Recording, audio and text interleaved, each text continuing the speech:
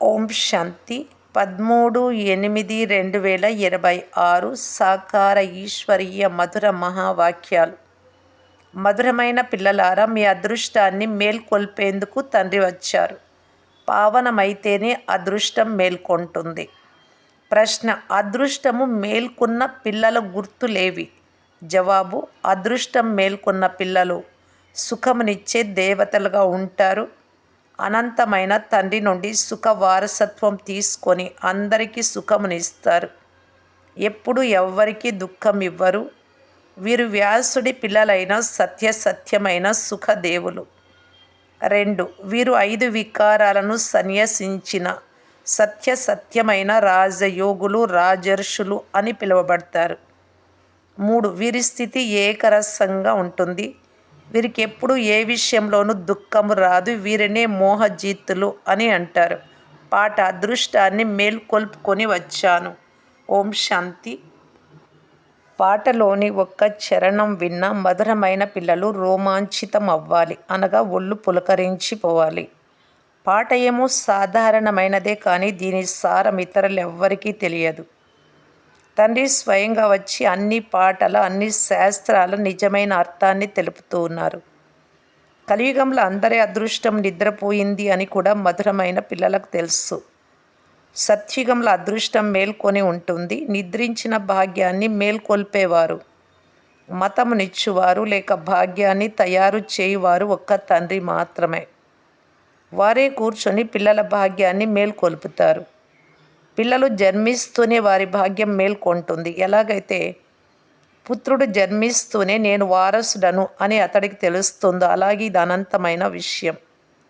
కల్పకల్పము మన భాగ్యం మేల్కొని మళ్ళీ నిద్రిస్తుంది అని పిల్లలకు తెలుసు. పావనంగా అయితే అదృష్టం మేల్కొంటుంది. పావన గృహస్థ ఆశ్రమము అని అంటారు. ఆశ్రమము అను పదం పవిత్రమైనది. పవిత్ర గృహస్థాశ్రమం, దానికి వ్యతిరేకం అపవిత్ర పతిత ధర్మం. దీనిని ఆశ్రమము అని అనరు. గృహస్థ ధర్మం అందరికీ ఉంది. జంతువులకు కూడా ఈ ధర్మం ఉంటుంది. మనుష్యులు, జంతువులు అన్నీ తమ పిల్లలకు జన్మనిస్తాయి. జంతువులు కూడా గృహస్థ ధర్మంలో ఉన్నాయి అని అంటారు. మనం స్వర్గంలో పవిత్ర గృహస్థ ఆశ్రమంలో ఉండేవారము అని, దేవీ దేవతలుగా ఉండినాము అని పిల్లలకు తెలుసు. వారిని సర్వగుణ సంపన్నులు అని మహిమ కూడా చేస్తారు. మీరు కూడా ఈ మహిమను గానం చేస్తూ ఉండేవారు ఒకప్పుడు. ఇప్పుడు మీరు మనుషుల నుండి మరలా దేవతలుగా అవుతున్నాము అని మీకు తెలుసు. అది దేవీ దేవతల ధర్మం. బ్రహ్మ, విష్ణు, శంకరులను కూడా దేవతలని అంటారు. బ్రహ్మ దేవతాయ నమః, విష్ణు దేవతాయ నమః, శంకర దేవతాయ నమః అని అంటారు. కానీ చివరిలో శివ పరమాత్మాయ నమః అంటే పరమాత్ముడు అని అంటారు. ఇందులో తేడా ఉంది కదా దేవతలకు పరమాత్ముడికి. శివుడు, శంకరుడు ఒక్కరే అని అనరాదు. రాతి బుద్ధి కలవారు అలా అనేవారు. ఇప్పుడు పారస్ బుద్ధి కలవారిగా మీరు అవుతున్నారు. దేవతల బుద్ధిని రాతి బుద్ధి అని అనరు. డ్రామా ప్లాన్ అనుసారం రావణ రాజ్యం వస్తూనే అందరూ మెట్లు దిగాల్సిందే. పారస్ బుద్ధి నుండి రాతి బుద్ధి కలవారిగా అవుతారు. అందరికంటే బుద్ధివంతులుగా తయారు చేయువారు ఒక్క తండ్రి మాత్రమే. మిమ్మలను పారస్ బుద్ధి కలవారిగా చేస్తారు. బంగారు బుద్ధి కలవారిగా అయ్యేందుకే మీరు తండ్రి వద్దకు వచ్చారు. పారస్నాథుని మందిరం కూడా ఉంది. అక్కడ పెద్ద మేళ ఉత్సవం జరుగుతుంది. అయితే పారస్నాథుడు ఎవరు వారికి తెలియదు. వాస్తవానికి పారసంగా తయారు చేయువారు తండ్రి ఒక్కరే. వారు బుద్ధివంతులకు బుద్ధివంతులు. ఇది పిల్లలైన మీ బుద్ధి కొరకు బలమైన ఆహారం వంటిది. బుద్ధి చాలా పరివర్తన అవుతుంది. See no evil, hear no evil అని గాయనం ఉంది. చెడు చూడకు, చెడు వినకు అని. అయితే ఇది కోతుల విషయం కాదు. మనుషులే కోతుల్లాగా తయారవుతారు. గొరిల్లా మనుషులతో పోలుస్తారు. దీనిని ముళ్ళ అడవి అని అంటారు. ఒకరికొకరు దుఃఖంనిచ్చుకుంటూ ఉంటారు. ఇప్పుడు పిల్లలైన మీ బుద్ధికి మంచి ఆహారం లభిస్తూ ఉంది. అనంతమైన తండ్రి బలమైన ఆహారమును ఇస్తున్నారు. ఇది ఒక చదువు. దీనిని జ్ఞానామృతము అని కూడా అంటారు. నిజానికి ఇది ఏదో నీరు కాదు.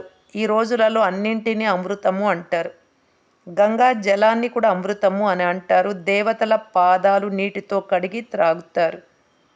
నీటితో కడిగి దానిని కూడా అమృతమని భావిస్తారు. ఆ తీర్థం పతితులను పావనంగా చేయదు. గంగా జలమును పతిత పావని అని అంటారు. మనుష్యులు మరణించినప్పుడు గంగా జలం నోట్లో ఉండాలి అని అంటారు. అర్జునుడు బాణం వేసి అమృత జలాన్ని త్రాపించినట్లు భీష్ముడికి చూపిస్తారు. పిల్లలైనా మీరు బాణాలు మొదలైనవేమీ ఉపయోగించరు. బాణాలతో యుద్ధం చేసుకునే ఒక ఊరుంది. అక్కడి రాజును ఈశ్వరుడి అవతారమని అంటారు. వీరందరూ భక్తి మార్గంలోని గురువులని బాబా అంటారు. సత్యమైన సద్గురు ఒక్కరు మాత్రమే. అందరినీ జతలో తీసుకెళ్లేవారు ఒక్క తండ్రి మాత్రమే. తండ్రి తప్ప ఇతరులెవ్వరూ తిరిగి తీసుకెళ్లలేరు. బ్రహ్మలో లీనమయ్యే మాటే లేదు. ఇది తయారైన నాటకం. ఈ చక్రం అనాది నుండి తిరుగుతూనే ఉంది. ప్రపంచ చరిత్ర భూగోళాలు ఎలా పునరావృతం అవుతాయో ఇప్పుడు మీకు తెలుసు. మనుష్యులు అనగా ఆత్మలకు రచయిత అయిన తమ తండ్రి గురించే తెలియదు. వారిని ఓ గాడ్ ఫాదర్ అని స్మృతి కూడా చేస్తారు. హద్దులోని తండ్రిని ఎప్పుడు గాడ్ ఫాదర్ అని అన్నారు. గాడ్ ఫాదర్ అనే పదం చాలా గౌరవప్రదమైనది. వారిని పతిత పావనులు అని, దుఃఖహర్త సుఖకర్త అని అంటారు. ఒకవైపు దుఃఖహర్త సుఖకర్త అంటారు. మరోవైపు ఏదైనా దుఃఖం కలిగినప్పుడు, కుమారుడు మొదలైన వారెవరైనా మరణించినప్పుడు ఈశ్వరుడే సుఖ దుఃఖాలనిస్తాడు అని అంటారు. ఈశ్వరుడు నా కుమారుడిని తీసుకెళ్ళాడు, అయ్యో ఇలా ఎందుకు చేశాడు అని రోధిస్తారు. ఈశ్వరుణ్ణి నిందిస్తారు. ఈశ్వరుడే సంతానం ఇచ్చారు అని అంటారు కదా. మరి ఈశ్వరుడే తిరిగి తీసుకుంటే ఎందుకు ఏడుస్తారు? ఈశ్వరుడి వద్దకే కదా మరి వెళ్ళింది. సత్యుగంలో ఎప్పుడూ ఎవ్వరూ ఏడ్వరు. అక్కడ ఏడ్చే అవసరమే లేదు అని తండ్రి అర్థం చేయిస్తున్నారు. ఆత్మలు తమ లెక్కాచారం అనుసారం పాత్రలను అభినయిస్తారు. ఏం చేసుకుంటే ఆ విధంగా. జ్ఞానము లేనందున మనుషులు ఎంతగానో ఏడుస్తారు. పిచ్చి వారి వలె అయిపోతారు. ఇక్కడ తల్లి మరణించిన హల్వా తినాలి, తండ్రి మరణించిన హల్వా తినాలి అనగా నిర్మోహులుగా అవ్వాలి అని బాబా అంటారు. ఒక్క అనంతమైన తండ్రి తప్ప మీకు ఇతరులెవ్వరూ లేరు. పిల్లలకు ఇటువంటి స్థితి ఉండాలి. మోహజీత్ రాజా కథ కూడా విన్నారు కదా. రాజు కుటుంబంలో ఎవ్వరికీ ఎవరిపైన మోహం లేదు అని. సత్యుగంలో ఎప్పుడు ఎవ్వరూ దుఃఖించరు. ఎప్పుడు అకాల మృత్యువు జరగదు.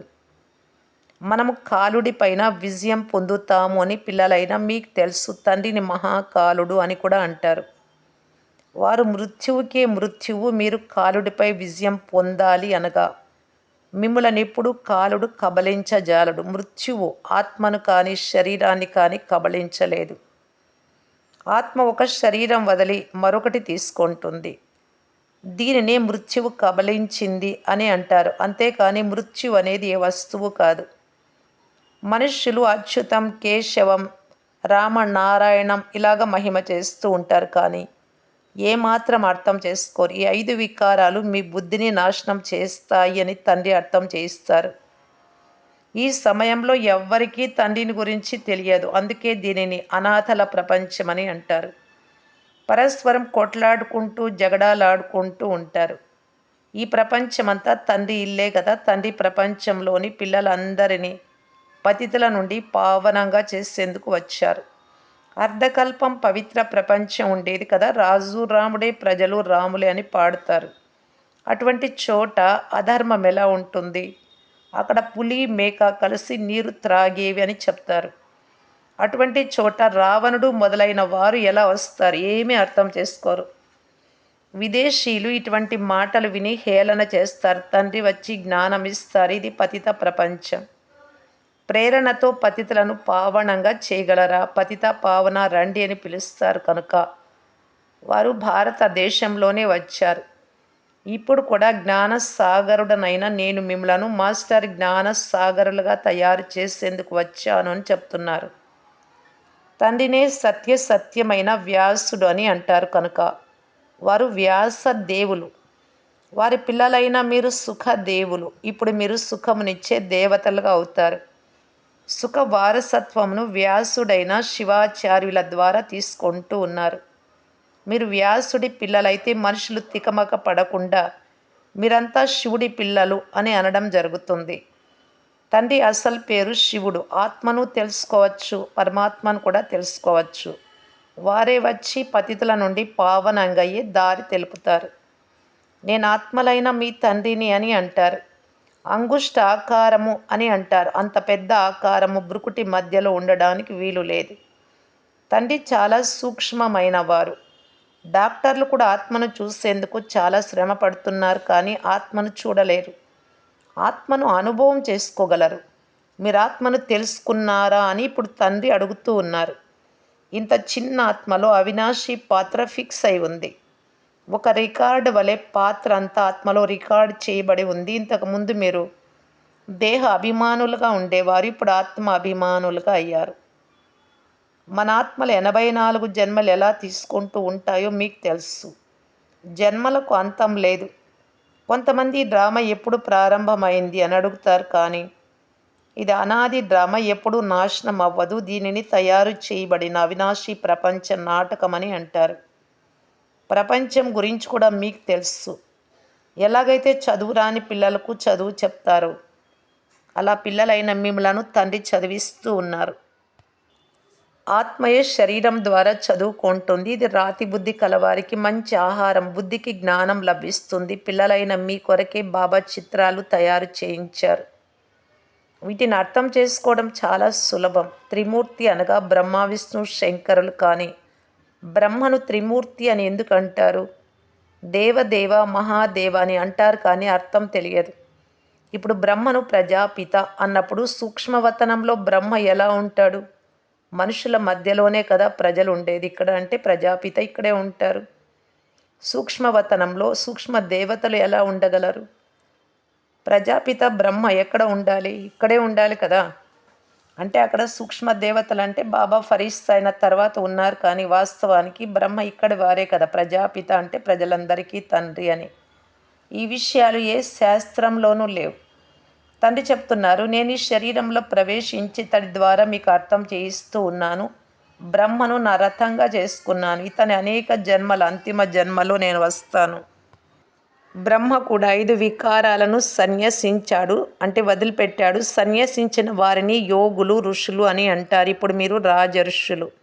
మీరు ప్రతిజ్ఞ చేస్తున్నారు, ఆ సన్యాసులు ఇల్లు వాకిళ్ళు వదిలి వెళ్ళిపోతారు.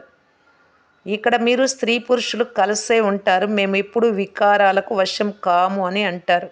ముఖ్యమైనది వికారాల విషయమే, ఇల్లు వదిలే విషయం కాదు. శివబాబా రచయిత అని మీకు తెలుసు.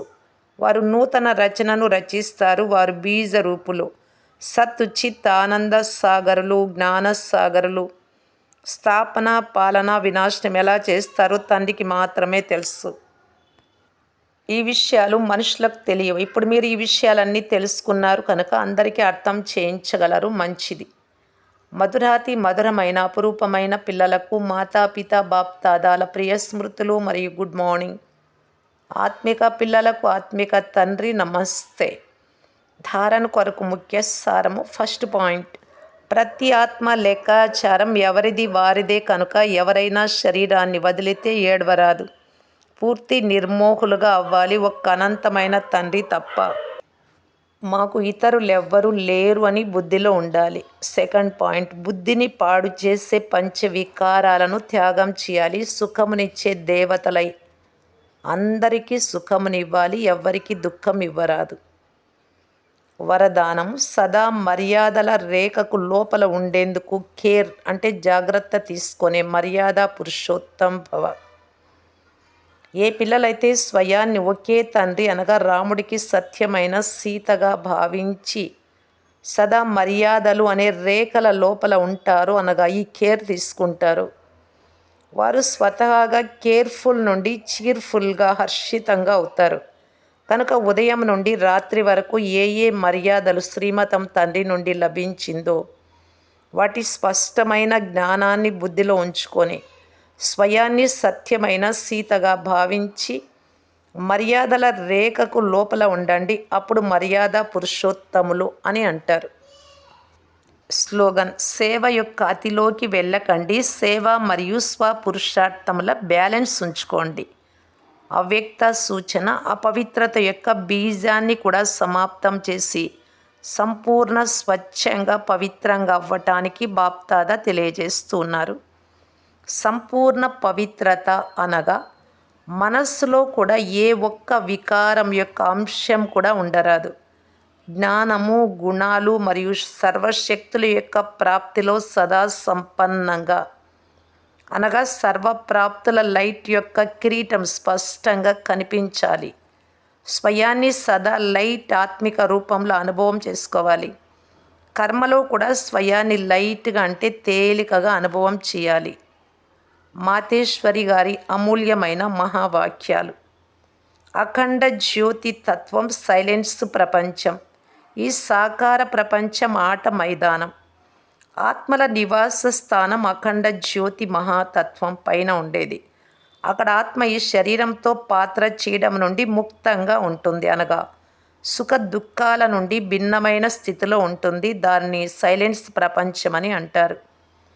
ఆత్మలు శరీరాలతో పాత్రను అభినయించే స్థానము లేక ప్లే గ్రౌండ్ ఈ సాకార ప్రపంచం కనుక ముఖ్యమైనవి రెండు ప్రపంచాలు. ఒకటేమో పైన నిరాకారి ప్రపంచం, రెండవది ఇక్కడ సాకార ప్రపంచం. ప్రపంచంలోని వారు కేవలం నోటితో పరమాత్మ రచయిత, పాలన చేస్తారు, సంహారం చేస్తారని ఊరికే అంటారు. తినిపించేది, చంపేది, కాల్చేది కూడా వారే అని కూడా అంటారు. కనుక సుఖ దుఃఖాలు ఇచ్చేవారు కూడా వారే అని అంటున్నారు. ఎవరికైనా దుఃఖం కలిగినప్పుడు ప్రభు తేరా భానా మీఠా లాగే, ప్రభు నీ నిర్ణయం మాకు మధురంగా అనిపిస్తుంది అని అంటారు. ఇది అయథార్థ జ్ఞానం. ఎందుకంటే ఇది దుఃఖం ఇవ్వడం పరమాత్ముడి పని కాదు. పరమాత్మ దుఃఖహర్త, వారు దుఃఖహర్త కాదు. అంటే పరమాత్మ దుఃఖహర్త, దుఃఖాన్ని తీసివేసేవారు. దుఃఖం ఇచ్చే దుఃఖకర్త కాదు. జన్మ తీసుకోవడము, జన్మ వదిలేయడము, సుఖ దుఃఖాలు అనుభవించడం అనేది మనుష్యాత్మలందరి సంస్కారం. శారీరక జన్మనిచ్చేవారు తల్లి తండ్రులు. వారు కూడా కర్మ బంధనాల అనుసారం తండ్రి కుమారుల సంబంధంలోకి వస్తారు. అదేవిధంగా ఆత్మల తండ్రి పరమాత్మ. వారు బేహద్దు రచనను స్థాపన, పాలన ఎలా చేస్తారు? వారు 3 రూపాలైన బ్రహ్మ, విష్ణు, శంకరుల రచయిత. ఈ ఆకారి సూక్ష్మ రూపాల ద్వారా దైవీ సృష్టి స్థాపన, అసురీ ప్రపంచ వినాశనం, తర్వాత దైవీ ప్రపంచాన్ని పాలన చేయిస్తారు. ఈ 3 పనులు పరమాత్ముడి బేహద్దు కర్తవ్యాలు. ఇకపోతే ఈ సుఖ దుఃఖాలు, జన్మ మరణాలు కర్మల అనుసారం జరుగుతాయి. పరమాత్మ సుఖదాత. వారు తన పిల్లలకు దుఃఖమునివ్వరు ఎప్పుడు. అచ్చా. ఓం శాంతి.